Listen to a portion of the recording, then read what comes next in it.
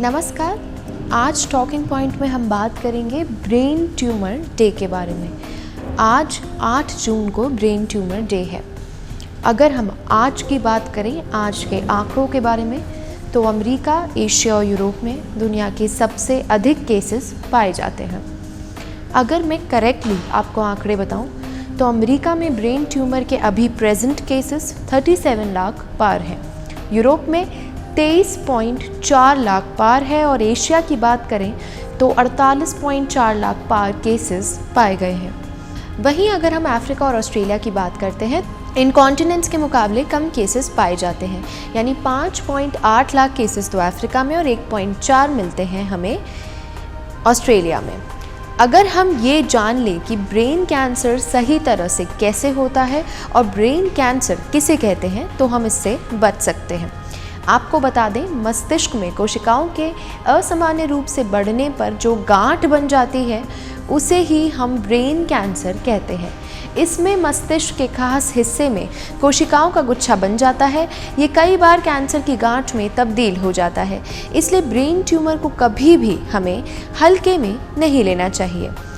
हालांकि अभी तक ब्रेन ट्यूमर के असली कारण का ठीक पता नहीं चल पाया है, लेकिन कुछ कारण इसके लिए जिम्मेदार माने जाते हैं, जैसे गलत जीवन शैली, खाने पीने की चीज़ों में मिला केमिकल और प्रदूषण। मस्तिष्क में कोशिकाओं के असामान्य रूप से बढ़ने पर जो गांठ बन जाती है उसे ही ब्रेन ट्यूमर कहते हैं। इसमें मस्तिष्क के खास हिस्से में कोशिकाओं का गुच्छा बना हुआ होता है। ये कई बार कैंसर की गांठ में तब्दील हो जाता है और कई बार नहीं भी होता। मस्तिष्क के आसपास खोपड़ी काफ़ी सख्त होती है, इसी कारण इसमें किसी तरह का विकास होने पर समस्या उत्पन्न होती है, तभी ब्रेन ट्यूमर कॉज होता है। अब बात करते हैं कि ब्रेन ट्यूमर कितने प्रकार के हैं, इस पर बात करते हैं। ब्रेन ट्यूमर के मुख्य रूप से 2 प्रकार होते हैं। कैंसर युक्त ब्रेन ट्यूमर, ये ब्रेन ट्यूमर का प्रमुख प्रकार है, जिसे मैलिग्नेंट ब्रेन ट्यूमर के नाम से भी जाना जाता है। एक होता है गैर कैंसर ब्रेन ट्यूमर। ये ब्रेन ट्यूमर मस्तिष्क अर्बुद का अन्य प्रकार है, जिसे बिनाइन ब्रेन ट्यूमर के नाम से भी जाना जाता है। मैलिग्नेंट ब्रेन ट्यूमर की शुरुआत या तो मस्तिष्क में होती है या फिर ये किसी अन्य कैंसर जैसे ब्रेस्ट कैंसर इत्यादि के परिमाण स्वरूप उत्पन्न होता है।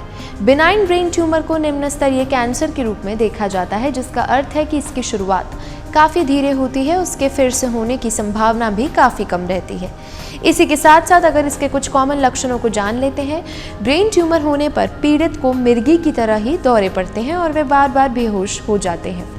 यदि बोलने की क्षमता प्रभावित होने लगे, याददाश्त कम होने लगे या आंखों की रोशनी कम होने लगे, तो ये ब्रेन ट्यूमर का संकेत हो सकता है।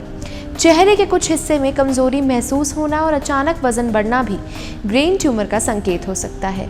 ब्रेन ट्यूमर के असली कारण का अभी तक पता नहीं चल पाया है, इसलिए इसके लक्षण दिखते ही तुरंत बचाव के उपाय किए जाने चाहिए। हालांकि ब्रेन ट्यूमर से पूरी तरह से किस तरह बचा जा सकता है, इस बारे में सही जानकारी आज तक लोगों को नहीं मिल पाई है। फिर भी आप ये कर सकते हैं कि केमिकल युक्त और मिलावटी खाने से बचने की कोशिश करें, नींद पूरी करें और अपना फिटनेस रेजिम बहुत स्ट्रॉन्ग करें।